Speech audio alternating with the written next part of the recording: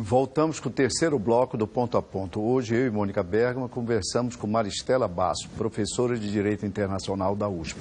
Professora, eu vou começar esse terceiro bloco com duas telas.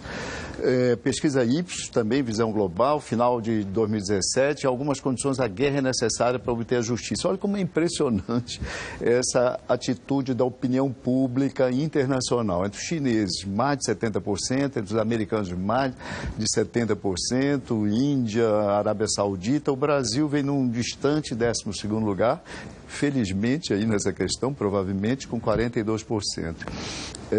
Numa segunda tela, mesmo que mais países tenham armas nucleares, isso não aumenta a possibilidade de uma guerra. E aí isso vai numa direção, assim, alguns países como Índia, Arábia Saudita, Peru, etc., vão numa direção contrária da maioria dos especialistas que sabem que a proliferação de armas nucleares aumenta a instabilidade, o risco, a incerteza com relação a um conflito nessa dimensão. O Brasil vem aí 12ª posição, mas mesmo nos Estados Unidos, o percentual é surpreendentemente elevado, 43%.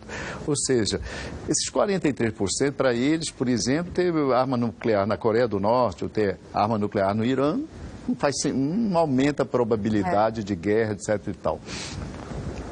Professora, essa questão, ou seja, o acordo do Irã, que o presidente Trump quer revisitar, né? Na verdade, ele quer dissolver. Na sua opinião, em que direção nós vamos evoluir com relação a essa questão? Agora, que parece que a tensão na Coreia vai esmaecer, o que tudo indica, a velha tensão em relação ao Irã e ao tratado do Irã vai recrudescer. E o que é que o mundo pode assistir? Ele precisa, o Trump precisa, para fazer um tratado e para dissolver esse tratado, desfazer, descontratar, ele precisa de autorização do Congresso americano. Então, essa questão do Irã é bem delicada. Porque quando não vai ser fácil para ele. Não vai ser fácil. Ele até pode, como chefe de Estado, como presidente, dizer, olha, os Estados Unidos não querem mais participar, mas a extinção do tratado, dos efeitos do tratado para os Estados Unidos, tem que passar pelo Congresso. E essa é uma questão, como você disse, muito delicada. Reabrir uma questão aparentemente resolvida. Abrir uma questão... Mas ele teria força para isso? E que foi um legado do Obama.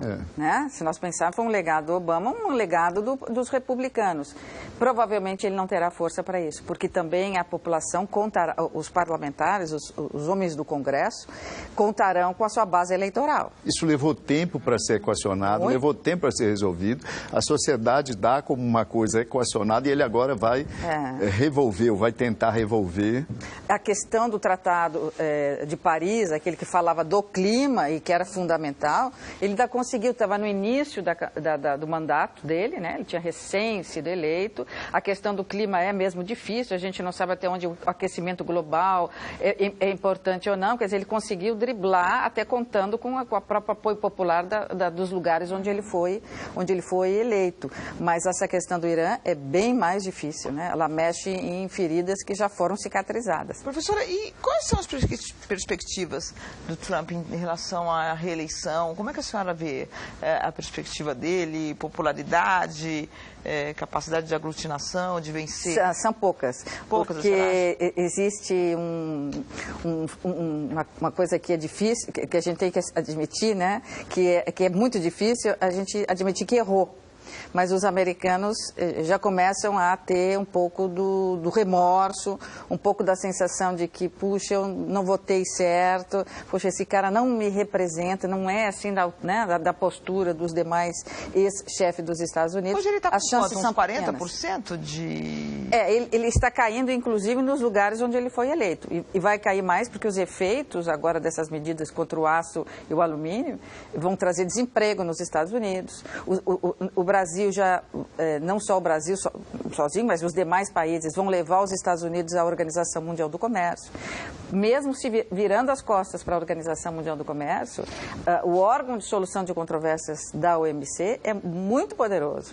Mesmo que os Estados Unidos não se defendam e percam, mesmo não tendo se defendido, os países estão autorizados a aplicar retaliações e sanções econômicas altíssimas. A professora estava falando agora, eu lembrei, professora, de um canal livre do qual ambos ambos participamos, em que se discutia, era ainda antes da eleição do Trump com a Hillary, e nós conversávamos sobre o papel de um demográfico, de um segmento demográfico específico, que eram os brancos pobres, trabalhadores brancos pobres, que a Hillary não trabalhava tão bem e que terminaram, né?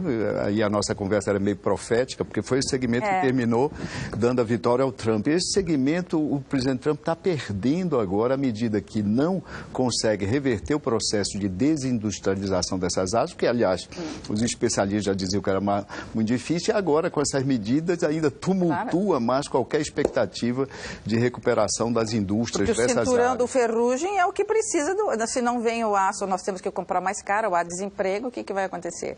E tem outro fator também, que é as descobertas que se fizeram depois das eleições, da relação dele provavelmente com a Rússia, nas fake news que derrubaram a Hillary Clinton, né, injustiças que eles teriam feito com a Hillary Clinton, com as pessoas.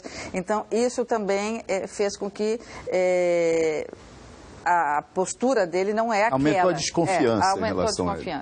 Ele até pode tentar se reeleger, mas vai ter que se reinventar, né? Como candidato. Professora, a gente infelizmente chegou ao fim do Ponto a Ponto. Queria agradecer a sua presença e convidá-la para retornar várias vezes aqui com a gente.